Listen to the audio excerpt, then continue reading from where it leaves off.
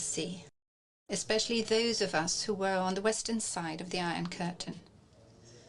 Not only because this legacy is part of European history, and therefore our common history as Europeans, but also because the experience of citizens of Central and Eastern Europe, their feeling of being forgotten and abandoned behind an Iron Curtain, continues to cast a shadow to this day. Incidentally, also in the debates about our future, about Europe. Right now we're asking ourselves once again where the dividing line will run between this free Europe and a neo-imperialist autocracy in the future. I talked about a watershed following Russia's invasion of Ukraine in February. Putin's Russia wants to redraw boundaries and borders with violence, something that we in Europe never wanted to experience again. The brutal attack on Ukraine is therefore also an attack on Europe's security order. We are standing up to this attack with all due resolve, and we need our own strength for this, as individual countries, in the alliance with our transatlantic partners, but also as the European Union. This united Europe was born as a peace project within Europe. Its objective was to ensure that war never broke out again between its member states. Today, it is up to us to continue to develop this promise of peace by enabling the European Union to safeguard its security, its independence and its stability, also in the face of challenges from without. That is Europe's new peace mission, ladies and gentlemen. That is what probably most members of the public expect of Europe, in the West and in the East of our continent alike. It is therefore a stroke of good fortune that the presidency of the Council of the European Union is currently being held by the Czech Republic, which has long since acknowledged the importance of this mission and is steering Europe in the right direction. The Czech Republic has Germany's full support for this, and I'm looking forward to working together with Prime Minister Fiala to find the right European answers to this watershed. The first of these answers is that we are not taking Russia's attack on peace in Europe lying down. We will not stand idly by and watch women, men and children being killed or free countries being rubbed off the map and disappearing behind walls or iron curtains. We don't want to go back to the 19th or 20th century with their wars of occupation and totalitarian excesses. Our Europe is united in peace and freedom. It is open to all European nations who share our values. Above all, however, it is an active rejection of imperialism and autocracy. The currency of the European Union is not supremacy or subordination, but rather the acknowledgement of diversity, a level playing field between all of its members, as well as plurality and the balancing of different interests. And it is precisely this united Europe that is such anathema to Putin, because it doesn't fit into his worldview, in which smaller countries are forced to submit to a handful of major European powers. It is all the more important that we defend our idea of Europe together, and that is why we are supporting Ukraine as it is under attack, economically, financially and politically, with humanitarian assistance and also militarily. And Germany has undergone a fundamental change of heart on this issue in recent months. We will keep up this support reliably and above all for as long as it takes. This also goes for the reconstruction of the destroyed country, which will be a massive undertaking that will take generations to accomplish. This requires a dependable strategy. This will be the focus at an export conference that Commission President Ursula von der Leyen and I have invited Ukraine and its partners from all around the world to attend in Berlin on the 25th of October. In the coming weeks and months, we will moreover be sending Ukraine new state-of-the-art weapons, such as air defense and radar systems and reconnaissance drones. Our most recent package of arms deliveries alone is worth €600 million. Our objective are modern Ukrainian armed forces that are able to defend their country on a permanent basis. However, we must not content ourselves with supplying Kyiv with equipment that we ourselves can do without at the moment. We need greater planning and coordination also here. Together with the Netherlands, we have therefore launched an initiative seeking to achieve a long-term and reliable division of labour between all partners of Ukraine. I can, for example, imagine that Germany will assume special responsibility in terms of building up Ukraine's artillery and air defence capacities. And we shouldn't waste time in reaching agreement on such a system of coordinated support, thus underscoring our commitment to a free and independent Ukraine in the long term. Like we did at the European Council in June, when we joined hands and said, yes, Ukraine, the Republic of Moldova, and down the line also Georgia, and of course the 6 countries of the Western Balkans belong to the free and democratic part of Europe. Their accession is in our interest. I could explain this in demographic or economic terms, or in keeping with Milan Kundera, from a cultural, ethical or moral perspective. All of these reasons are valid, but what is clearer than ever today is the geopolitical dimension of this decision, or sacrificing partners on the altar of lazy compromises. Realpolitik must mean involving friends and partners with shared values and supporting them in order to be strong in global competition through cooperation. That is, by the way, also my understanding of Emmanuel Macron's proposal for a European political community. It goes without saying that we have the Council of Europe, the OSCE, the OECD, the Eastern Partnership, and the European Economic Area and NATO. All of these are important forums in which we Europeans are working together closely, also beyond the borders of the European Union. But what is lacking is a regular exchange at the political level, a forum in which we heads of state and government of the European Union and our European partners meet once or twice each year to discuss the key issues that affect our continent as a whole, such as security, energy, the climate, or connectivity. Such a grouping, and it is very important to me to emphasize this, is not an alternative to the upcoming process of EU enlargement. After all, we have given our accession candidates our word. And in the case of the countries of the Western Balkans, that was almost 20 years ago. And these words must be followed by deeds at long last. Many people have rightly called for a stronger, more sovereign and geopolitical European Union in recent years, for a union that is aware of its place in the history and geography of this continent and acts strongly and cohesively around the world. The historic decisions taken in the past months have brought us closer to this goal. We have imposed far-reaching sanctions on Putin's Russia with unprecedented resolve and speed. Circumventing the debates that were typical of the past, we have taken in millions of women, men and children from Ukraine seeking refuge here with us. The Czech Republic and other countries of Central Europe in particular have demonstrated their big heart and great solidarity, and you have my very greatest respect for this. And we have breathed new life into the word solidarity in other areas too. We are working more closely together in the area of the energy supply. Just a few weeks ago, we adopted European reduction targets for gas consumption.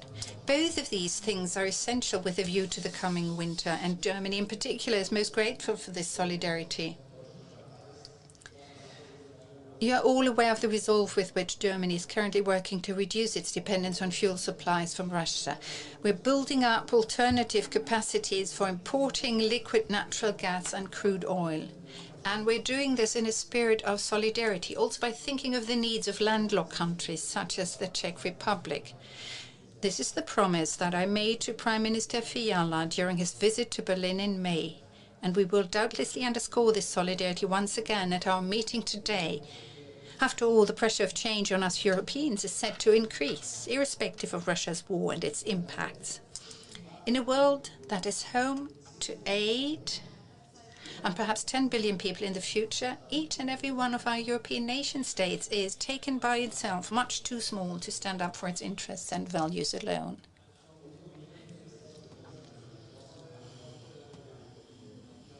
A European Union acting in concert is therefore all the more important to us, and strong partners, first and foremost the United States, are all the more important too. The fact that a card-carrying transatlanticist in the guise of President Biden is in the White House these days is a blessing for us all. We have witnessed the indispensable value of the transatlantic partnership in the past months. NATO stands more united today than ever before. We're reaching decisions standing shoulder to shoulder in the transatlantic alliance.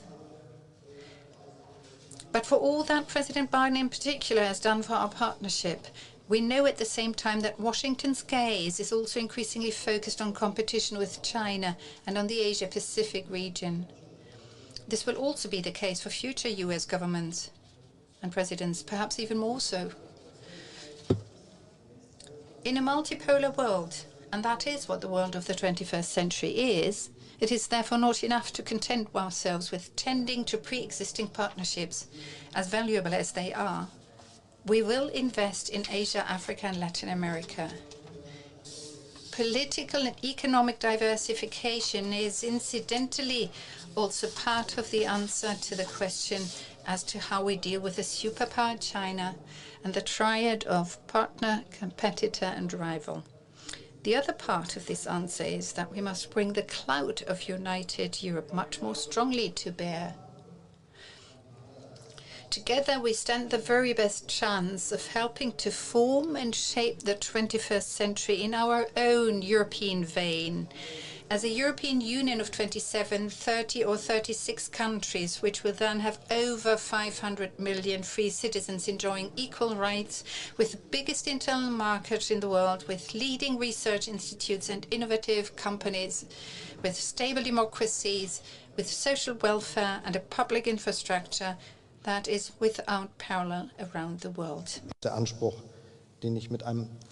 That is the ambition that I associate with a geopolitical Europe. The experience of past months shows, in fact, that blockades can be overcome. European rules can be changed in very short order if need be, and even the European treaties aren't set in stone. If together we come to the conclusion that the treaties need to be amended so that Europe makes progress, then we should do that. Abstract discussions about this will not help us, though. Rather, it is important that we take a look at what must be changed and then decide in concrete terms how to proceed. Form follows function. This motto of modern architecture must also be taken to heart in European policy as a matter of urgency. It is only natural to my mind that Germany must deliver proposals to this end and also move with the times itself. So that's one reason why I'm here in the capital of the Presidency of the Council of the European Union to present to Europe some of my ideas for the future. Offers food for thought, not ready-made German solutions. I believe that Germany's responsibility for Europe lies in working on solutions together with our neighbours and then reaching decisions together. I do not want an EU of exclusive clubs or directorates. What I do want is an EU with members enjoying equal rights. And I wish to add quite clearly that the fact that the European Union is continuing to grow in an eastward direction is a win-win situation for everyone. Germany, as a country in the heart of the continent, will do everything in its power to bring together East and West, North and South in Europe. With this in mind, I would like to share the following 4 thoughts with you. First, I'm committed to the enlargement of the European Union to include the countries of the Western Balkans and Ukraine and Moldova, and down the line also Georgia. A European Union with 36 member states will look different than today's union, however. That goes without saying. The centre of Europe is moving eastwards, we could say, taking a leaf out of historian Karl-Schlügel's book. In this expanded union, the differences between the member states will grow as far as political interests, economic clout and social security systems are concerned. Ukraine isn't Luxembourg, and Portugal views the challenges of the world differently than North Macedonia.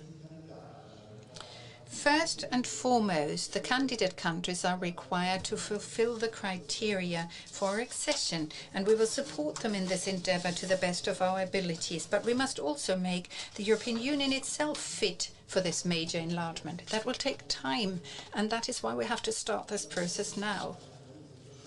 And we saw in previous enlargement rounds, reforms in the accession countries went hand in hand with institutional reforms within the European Union. That will also be the case this time around. We cannot shy away from this debate, not if we're serious about prospects of accession at any rate, and we have to take our promises of accession seriously, as this is the only way for us to achieve stability on our continent. So, let's talk about reforms. Swift and pragmatic action is called for in the Council of the European Union at the level of the ministers, and that must be ensured also in the future. Where unanimity is required today, the risk of an individual country using its veto and preventing all the others from forging ahead increases with each additional member state.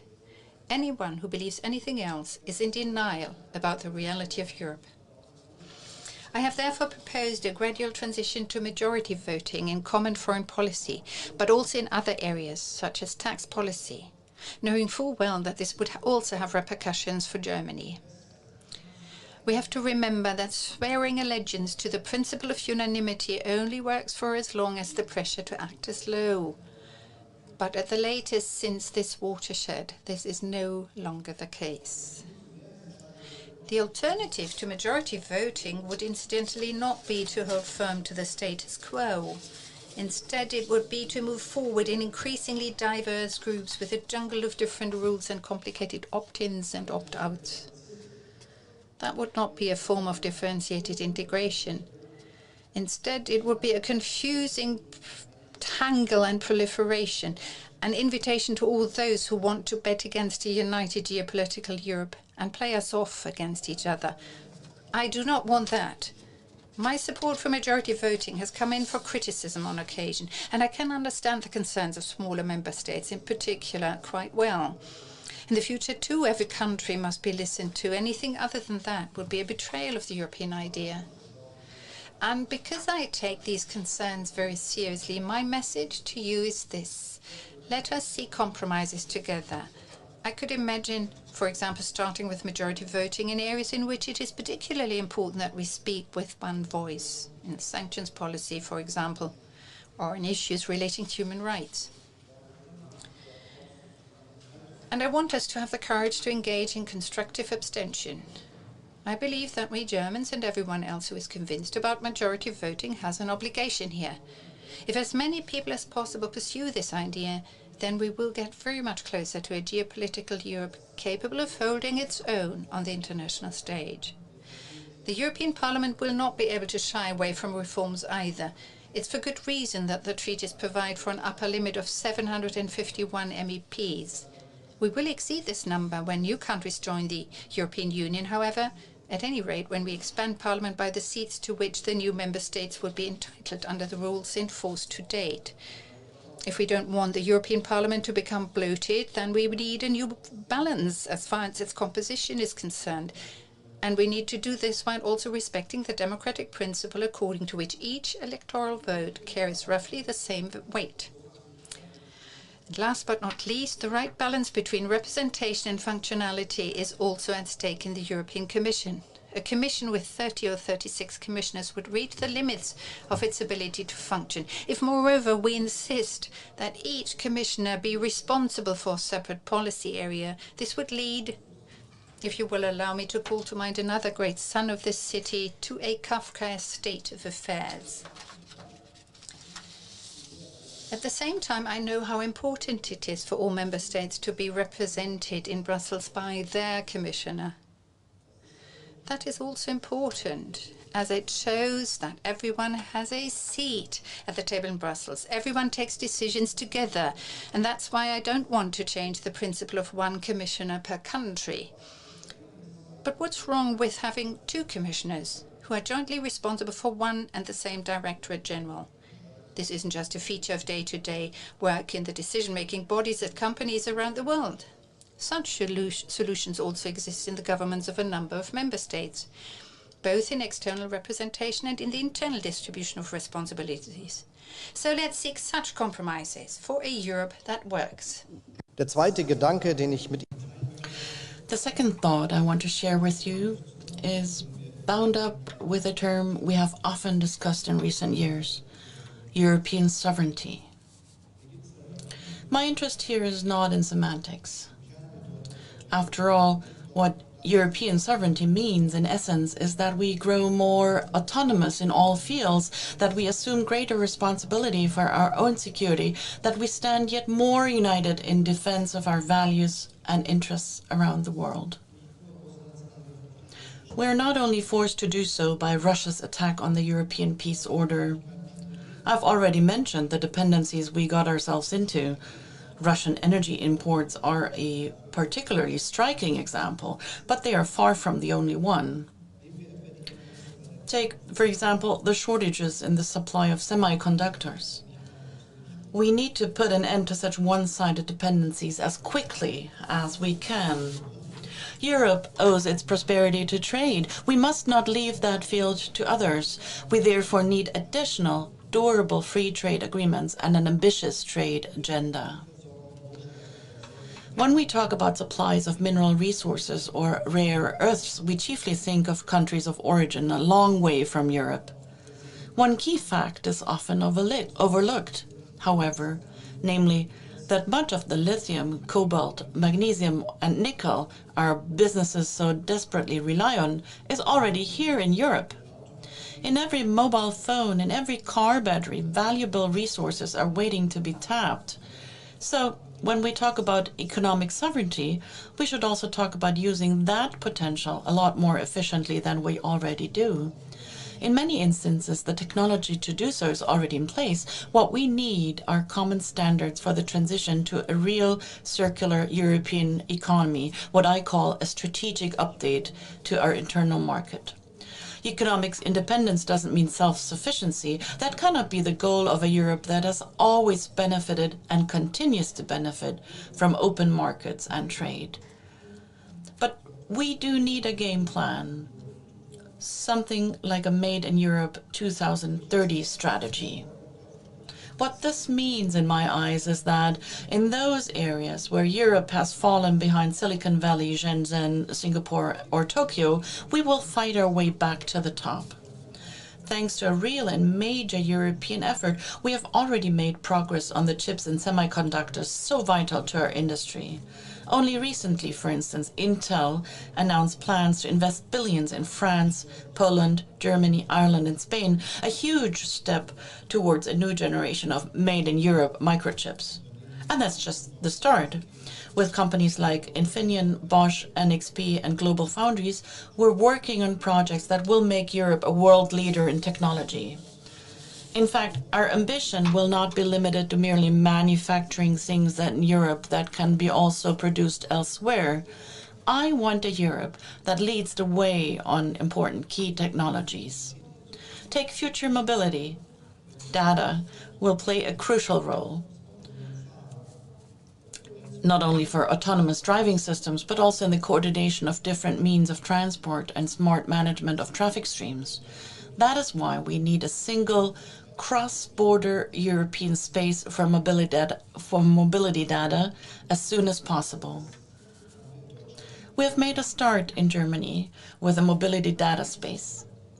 Let's connect it up with all of Europe. It's open to anyone who wants to get something moving. That way we can be global pioneers. On the subject of digitalization, we have to think big and include space. After all, sovereignty in the digital age will depend on space-based capabilities. Independent access to space, modern satellites, and mega constellations All of these are crucial, not only to our security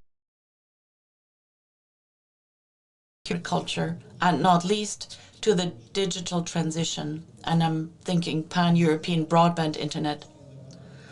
Commercial players and startups are playing an ever greater role on this, as we see in the United States.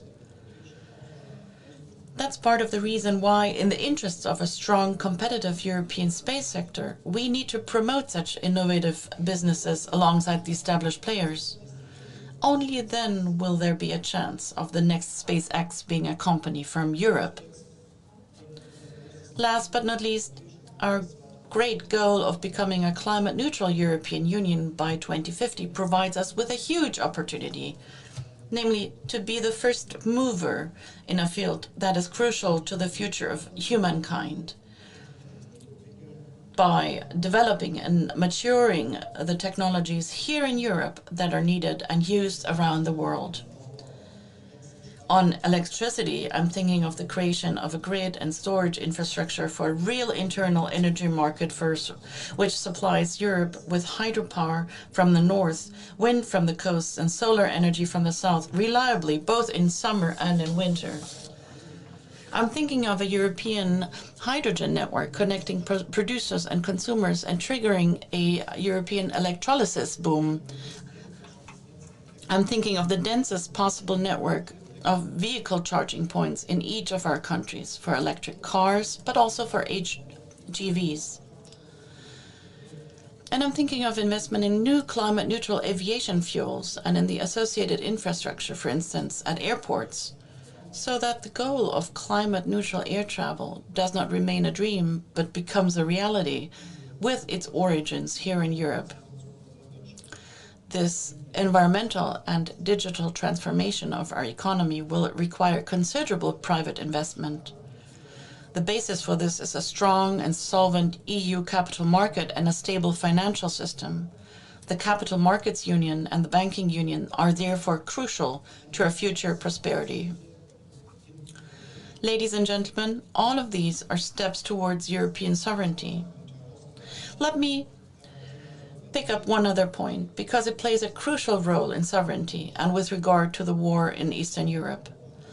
We need better synergy in Europe between our defense efforts.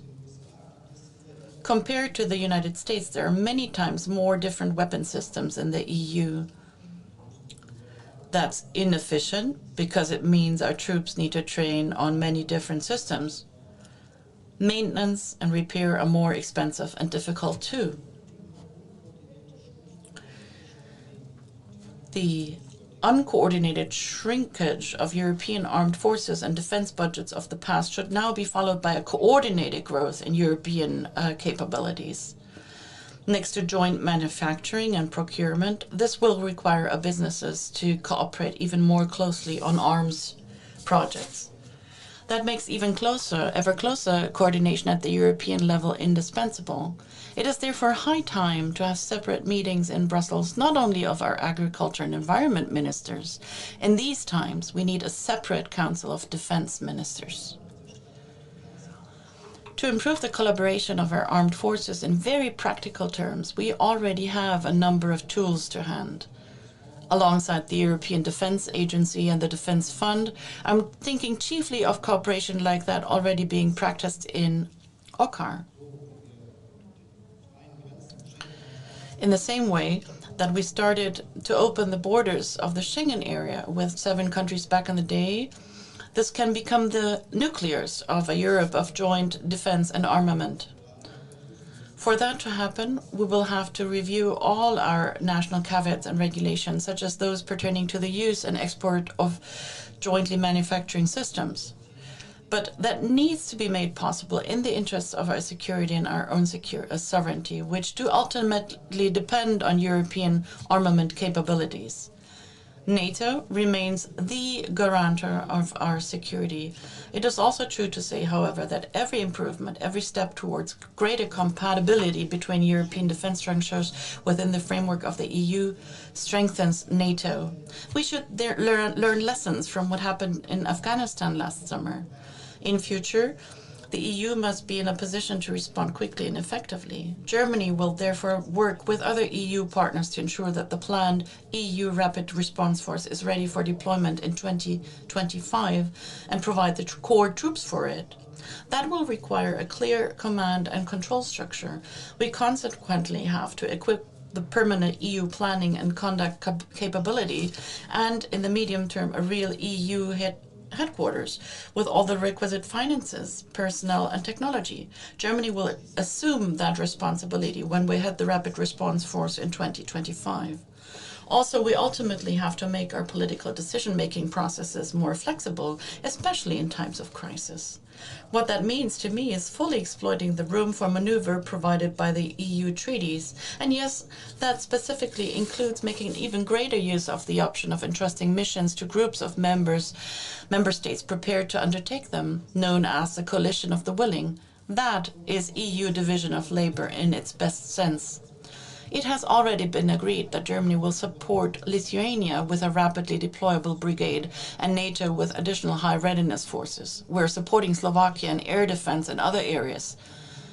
We are compensating the Czech Republic and other countries with tanks of German build for their provision of Soviet tanks to Ukraine. At the same time, we have made an agreement for our armed forces to collaborate more closely. The 100 billion euro with which we in Germany will be modernizing the Bundeswehr in the coming years will also strengthen European and transatlantic security. We have a lot of catching up to do in Europe when it comes to defense against airborne and space-based threats. That is why we in Germany will be investing very significantly in our air defense over the years ahead. All of those capabilities will be deployable within the framework of NATO. At the same time, Germany will, from the very start, design that future air defense in a way that our European neighbors can be involved if desired, such as the Poles, Balts, Netherlanders, Czechs, Slovaks, and our Scandinavian partners. Not only would a jointly developed air defense system in Europe be more efficient and cost-effective than if each of us built our own costly and highly complex systems, it would also be a security gain for Europe as a whole and an outstanding example of what we mean when we talk about strengthening the European pillar within NATO. The third major area requiring action that I see for Europe follows from the recent watershed moment and simultaneously goes far beyond it. Putin's Russia looks set to continue defining itself by opposition to Europe. Any disunity among us, any weakness, is grist to Putin's mill. Other autocrats are imitating him. Just look at the way the Belarusian dictator Lukashenko tried to put us under political pressure last year through the suffering of thousands of refugees and migrants from the Middle East. And China as well as others exploit the flanks that we Europeans expose when we disagree. The consequences of this for Europe might be summarized thus. We must close ranks, resolve old conflicts, and find new solutions. That may sound obvious, but there is a lot of work behind these words. Take just the two areas that have caused probably the greatest tensions among us in years gone by: migration and finance policy. We are capable of making progress on migration policy. We proved that after Russia's attack on Ukraine, when the EU activated its temporary protection directive for the first time.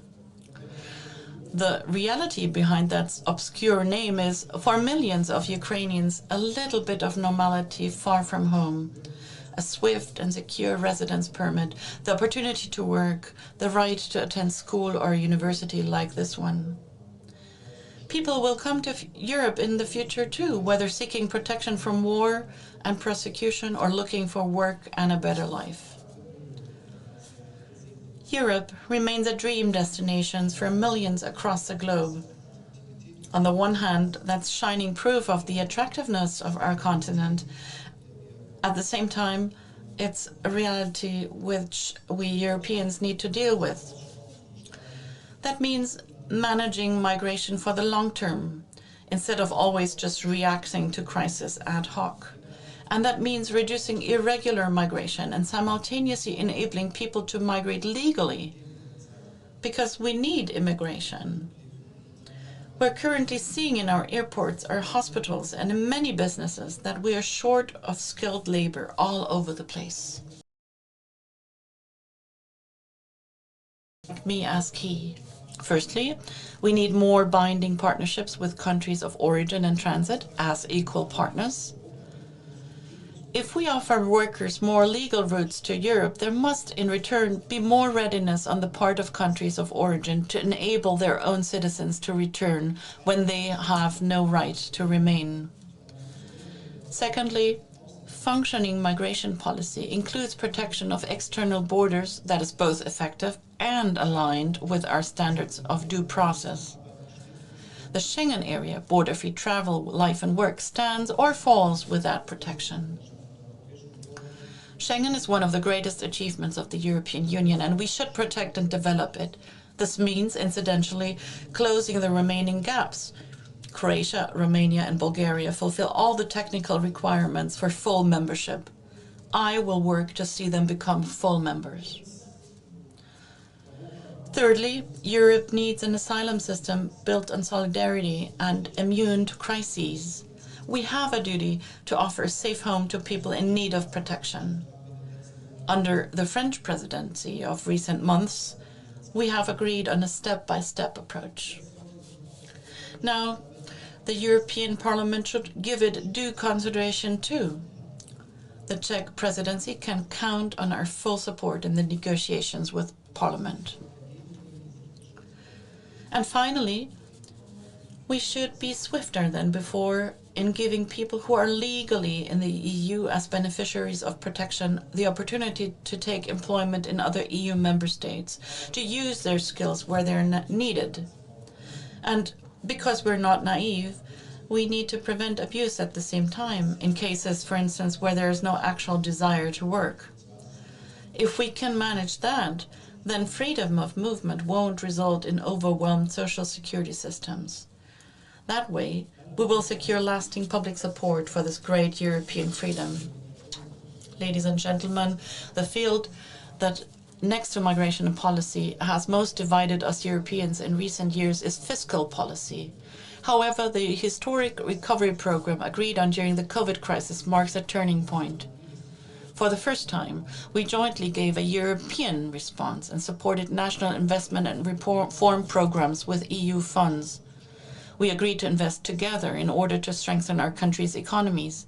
Incidentally, that is also helping us in the current crisis. Ideology gave way to pragmatism. We should take that as our guide when we consider how to develop our shared rules beyond the context of the COVID crisis. One thing is clear. A common monetary area needs common rules that can be upheld and verified. This generates trust and makes solidarity possible when emergencies arise. Now, the crises of recent years have caused debt levels to rise in all member states. We therefore need an agreement on how we intend to bring those high levels down. That agreement has to be binding, facilitate growth, and be politically marketable. And at the same time, it must enable all EU member states to weather the transformation of our economies by means of investment. At the beginning of the month, we, the German government, outlined our vision for the further development of the European debt rules. It follows that logic. We want to talk openly about it with all our European partners, without prejudice, without lecturing, without blame games. We want to jointly discuss what a sustainable rulebook can look like following this watershed moment. Something very fundamental is at stake here. This is about giving people certainty that our currency is safe and irreversible, that they can rely on their states and on the European Union even in times of crisis.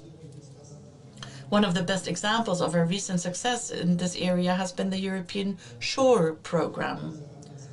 We set it up during the COVID crisis to finance working time reduction schemes. More than 30 million people across the EU have benefited from it, which equates to 1 in 7 workers who would have presumably been out of a job otherwise. At the same time, creating that incentive at the European level has allowed us to introduce the successful model of working time reduction almost everywhere in Europe.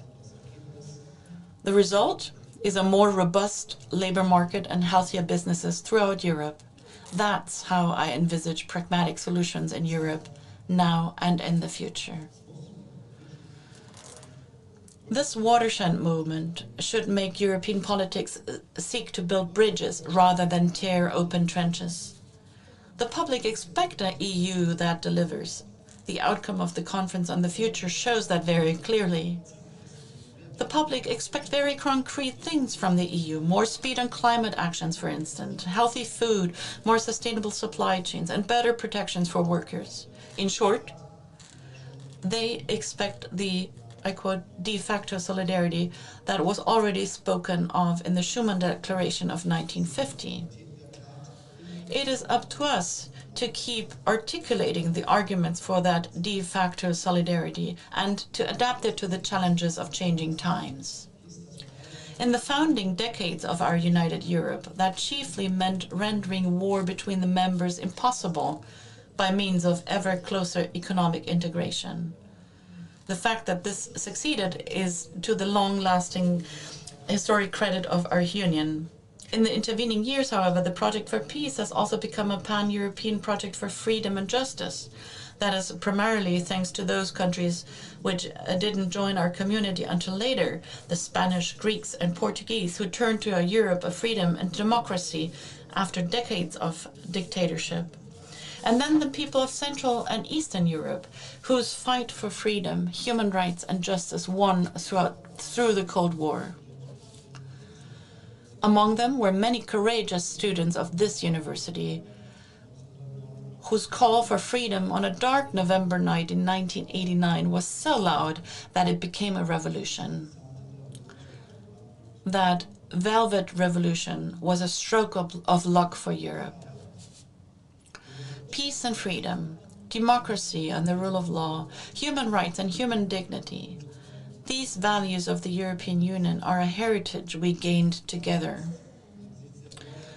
At this, of all times, facing the renewed threat to freedom, pluralism, and democracy in the east of our continent, we feel that connection especially strongly.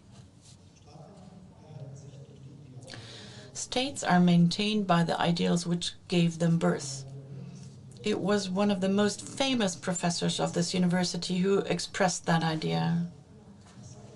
Tomáš Masaryk, who would later become president of Czechoslovakia. That sentence applies to states, but it also applies to the EU, our community of shared values. And because values are essential to the EU's continued existence, it concerns us all when those values are violated, both outside Europe and even more so within Europe. That is the fourth thought I want to share with you today. This is why it worries us when there is talk right in the middle of Europe of illiberal democracy, as if that weren't a contradiction in terms. We therefore cannot stand by when the principles of due process are violated and democratic oversight is dismantled. And just to make this absolutely clear, there must be no tolerance in Europe for racism and anti-Semitism. That's why we are supporting the Commission in its work for the rule of law. The European Parliament is also following the subject with close attention. I'm very grateful for that. We should not shy away from using all the means at our disposal to correct failings. Surveys show that everywhere, including incidentally in Hungary and Poland, a large majority of the general public actually want the EU to do more to stand up for freedom and democracy in their countries. Those means include the rule of law procedure under Article 7. Here, as well as elsewhere, we need to come away from the ways in which progress can be blocked. It also seems sensible to consistently tie payments to the maintenance of standards of due process, as we have done with the 2021-2027 financial framework and the recovery fund in the COVID crisis.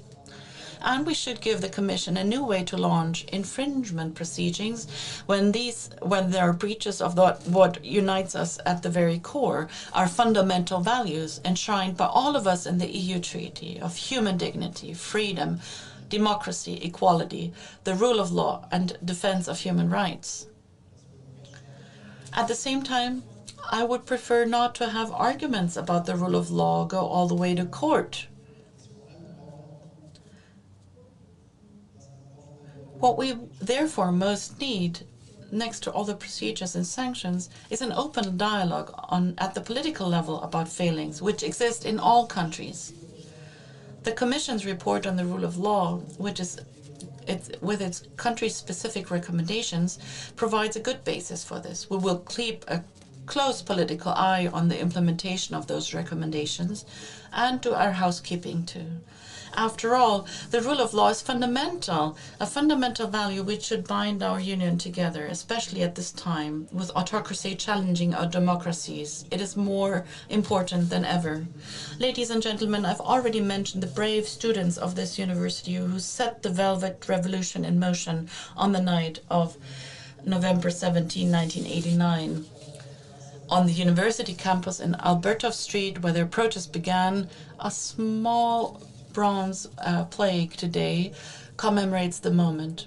It bears two sentences, and I hope my pronunciation is more or less right. Kdy, když ne teď, kdo, když ne my. In German, wann, wenn nicht jetzt? When, if not now? Who, if not me? Speaking today from Prague, I want to shout out those sentences to all Europeans, to those already living in our union and those hopefully joining us soon. I want to shout them out to the political decision makers, my colleagues and counterparts with whom we tussle on a daily basis in the search for solutions in Brussels, Strasbourg, and our capitals. This is about our future, which is called Europe. That Europe is being challenged today as never before. When, if not now, as Russia tries to shift the line between freedom and autocracy, will we lay the cornerstones of an enlarged union of freedom, security, and democracy? When, if not now, will we create a sovereign Europe that can hold its own in a multipolar world? When, if not now, will we overcome the differences that have hobbled and divided us for years? And who, if not us, can protect and defend Europe's values both at home and abroad? Europe is our future, and that future is in our hands. Thank you very much.